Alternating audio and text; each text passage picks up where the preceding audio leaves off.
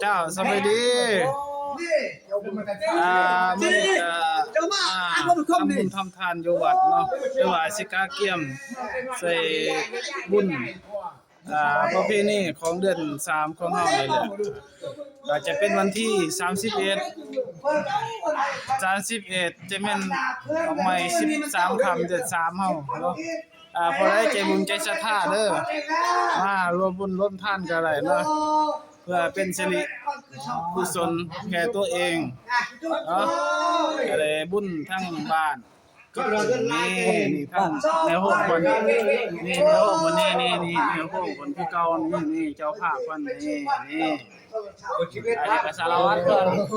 เด้ออะไรจะเป็นข้าวเปลือกพี่น้องจะเป็นบุญข้าวเปลือกนี่เป็นบุญข้าวเปลือกเด้อพี่น้องเด้อผู้ใดใจศรัทธาก็มาชมมาทานได้เนาะก็ทางศาสนาพุทธของประเทศลาวความเชื่อถือเนาะและการทำบุญทำทานข้อไว้ก็กำไรอันเห็นแล้วก็กดไลค์กดแชร์แล้วพี่น้องเด้อทั้งหัวละบ่าวกันนี่เนาะ